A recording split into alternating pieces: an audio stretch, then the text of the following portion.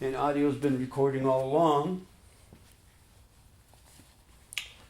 and I should be pretty darn close to it. Remember to look at the lens instead of the monitor, which is a tendency. Just look at the monitor and talk to yourself in the monitor. But really, the lens, if you want to make eye contact, is the place to look. I believe. Try them both. There's the lens, and there's the monitor, right? So if I'm talking to the monitor, it's like that. If I'm talking to the lens, it's like this. Same there. Probably less noticeable with that so far away. But even still, I think it would be. Here's the lens. There's the monitor. Fair test. Same here. This is me looking at the lens and talking to the lens, and how are you, lens? And this is me talking to the monitor. How are you, monitor? And by the way, did you know that you're way up higher than the lens is? So, here we go. The song Life. Sure would be nice. Sure would be nice would be a good title for it. I called it Life because, as a kid, I was trying to learn and get to the whole knowledge of it all and share it. And so, philosopher in his 20s. So, there's a town in BC, fairly north, about halfway up to Alaska, called Terrace. And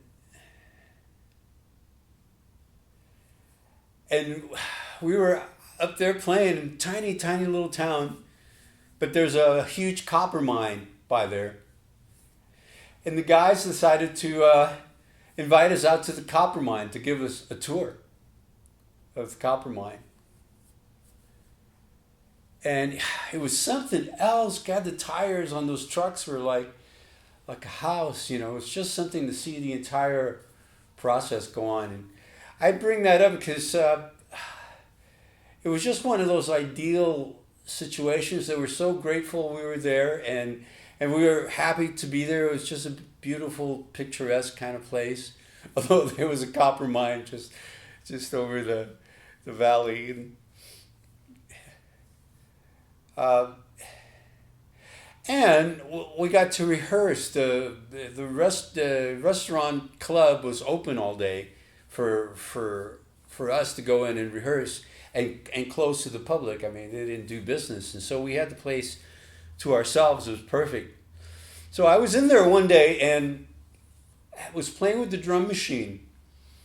I was getting the drum machine to play twice as fast as I was playing, and then, playing like half time to the machine, and then doing the inverse and getting the machine to play half as fast as I was playing. So I was playing straight time and the machine would be half, or the machine would be straight time and I'd be double time. Either way, a multiple of what the drum machine was playing. And then so I stumbled on this thing, Actually, I was on piano at the time. I was just playing piano and the drum machine sat on the piano, so it was just natural to play around with it. And I stumbled on the chord changes. And I was in real good mood. We were making great money. This was Yancey K. Blanton and I think she's Phillips now. But she's Yancey K, and I called her K a lot, as well as Yance. So, and it was a good time for us. We were making good money, and we were traveling. It was exotic. The sky itself was exotic. The stars just felt like they were in a different, it was that far north that you just, even the sky was like unfamiliar. Just that little shift. And so, because I was in that upswing like that, I was thinking, how amazing is life after all? I mean, just regular, ordinary, day-to-day life, how totally amazing it is when you stop and think about it, when you think about it from the perspective of nothing. And then all of this is occurring all of a sudden. So that was the play in the song, was that if you think of how rainbows are and what they are and how it is that we come to see them, it's kind of darn amazing. Okay, it's kind of, it might be 200 years, too late to totally amaze you, but actually when you think of the physics, not even to mention the math involved, I guess you can't think of one without the other, I suppose, but it's just flat out amazing. So stuff like that, delay of thunder, all the little phenomena that as a kid growing up, you think, what is that? What makes that? And later find out, at least you get words for it and numbers for it. And so that's it. It's one of the few good songs I've got slide. I modified this guitar. I'm looking over there because it's just sitting right over there on the Marshall. I modified what was my guitar in the 90s. It had a nice wide Ibanez neck with big fat fret. It was almost like a sitar or something. It felt like that. And I gave it a shot. I played it a couple of years. I played it a lot, but my hands are just a little too small for it. Anyhow, I finally found a great niche for it in my little army of guitars. It's a perfect bottle sliding because the neck's nice and wide, and boy, I just pull the strings up and get nice heavy strings, and it's like a dream. It slides really well. Sounds really good too.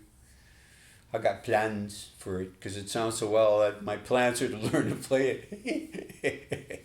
Learn to play it better. Mostly that's my plan. But also there's a pickup adjustment soldering thing that I want to try. So, and the thing about the too big and too small somehow meeting at the center just right. It just seemed like such a yin-yang kind of geometric sort of thing, and it gave me a shot. When you come across ideas like that, it's exciting because you think, well, I can do that with sound somehow, I think. So what's a too small and a too big sound, and then they can come together and be a nice little chord right in the center.